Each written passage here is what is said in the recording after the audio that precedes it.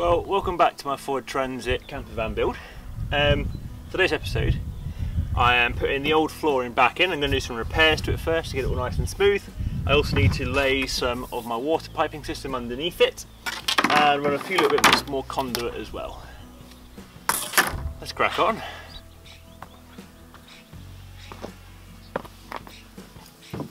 So the reason I'm reusing this is it's 18mm, so it's going to be a really good base after it's screwed down to my battens.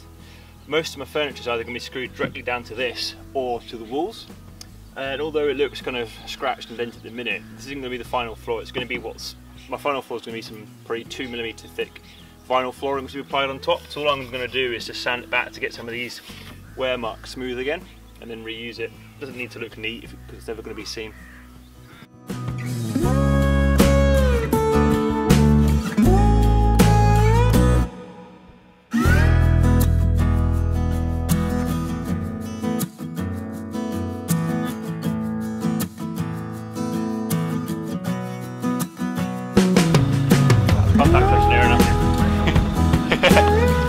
Thanks very much.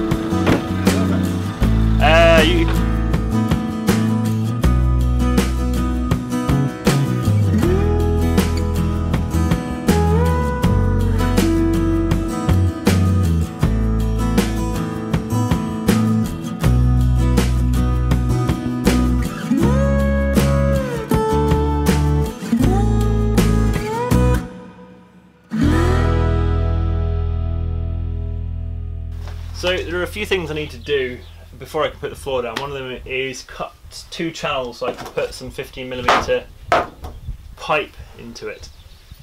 On this side of the van it's going to be the shower, the hot water tank and the cold water tank and the pumps. And generally everything is on the passenger side, apart from the kitchen sink for hot and cold, that's on driver's side. So I need to put 1 pipe or 2 pipes going all the way across.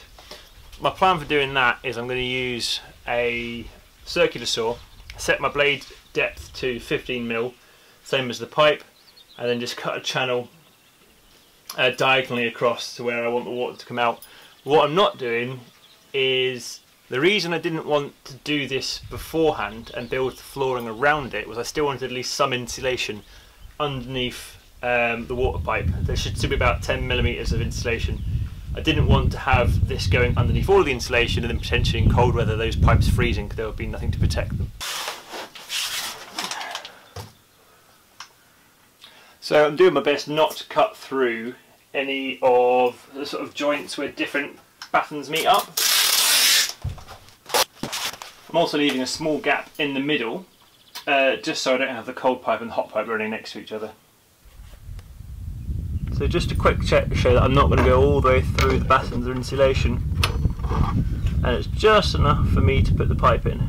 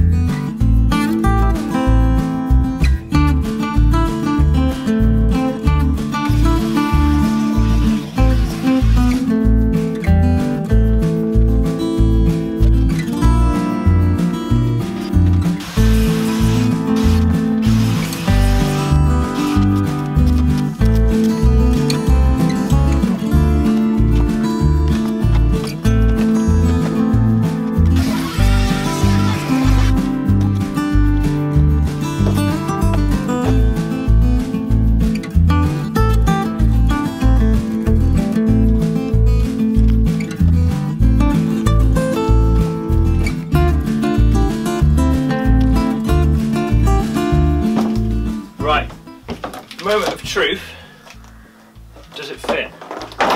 So for the minute I'm just going to lay the pipe. I've not got the fittings at the moment, I'm going to buy them later and I'll talk all about those when I'm doing the plumbing for the vehicle.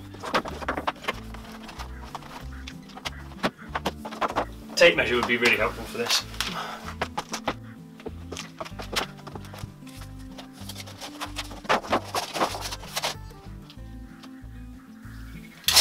173 centimetres. So what I'm going to do, I'm going to cut these pipes down to the right size, and if I need to later on I can adjust the pipes a little bit, but I won't be able to take them out, so I'd rather cut them a bit too long now and have them too small later on.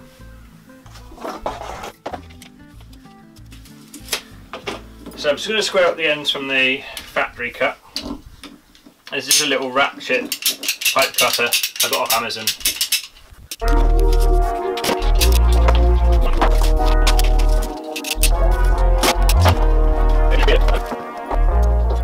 One or two of them it's a little bit proud, so I'm going to have to hollow out the wood a little bit more.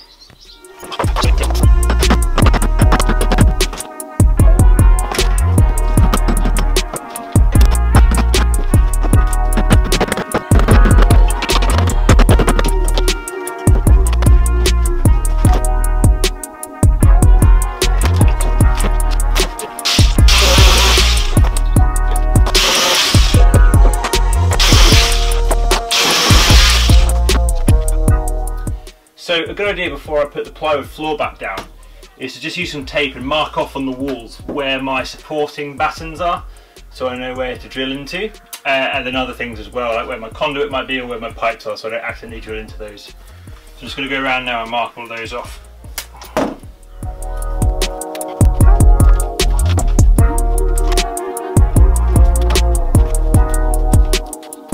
So I'm just going to cut a small chunk out here to put a little bit of conduit. On a Ford Transit Mk8, the main vehicle battery is under the driver's seat, and I've put this bit of conduit in here which leads back to my sort of control centre and then to the battery. I'm going to be using a battery to battery charger, so I'm going to have to run the power cable from here into this bit of conduit, which then leads back to the rest of my power system.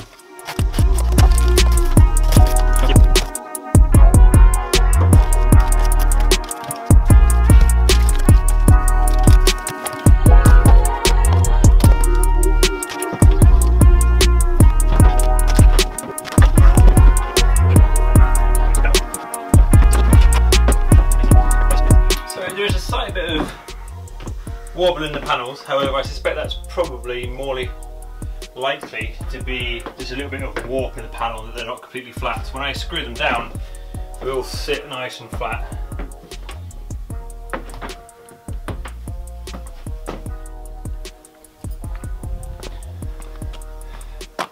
Right, it's a new day and I realised I forgot to take some slots for the water pipes out of one of the plywood floors, so I'm going to sort that out.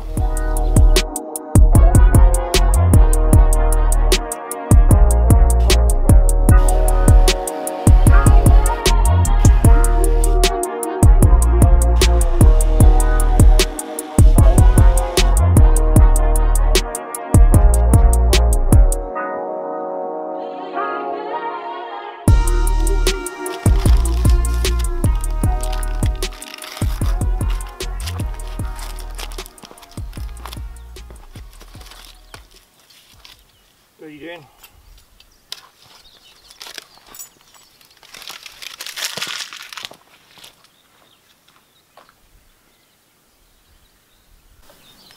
So for screwing down the plywood floor, I'm going to use a 35mm screw.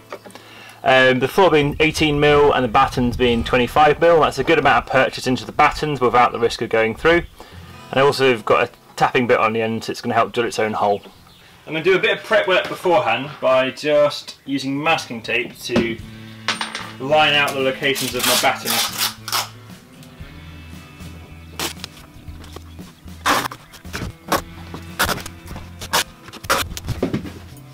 Just making sure when I'm putting these screws in that I'm kneeling really close to the area I'm going to be screwing, so I know that the batten's sitting flat against the bottom of the plywood.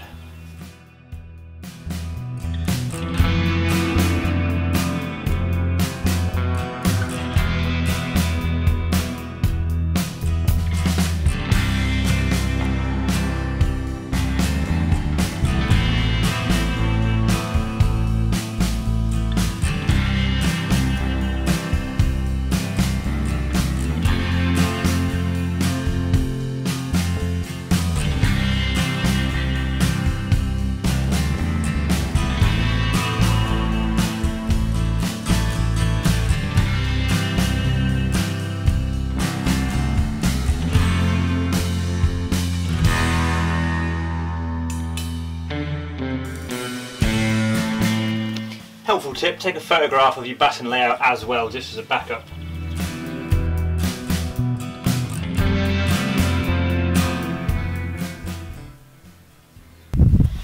So this is the seam between the old plywood and the wall.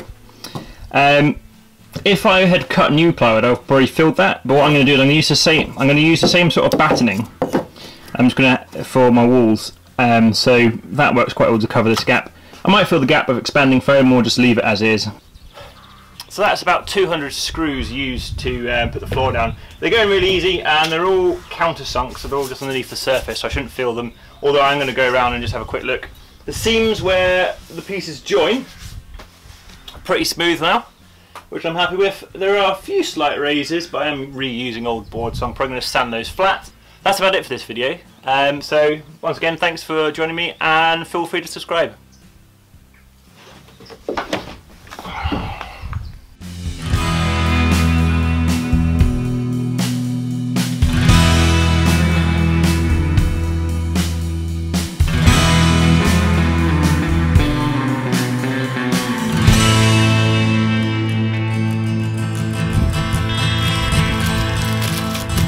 Done.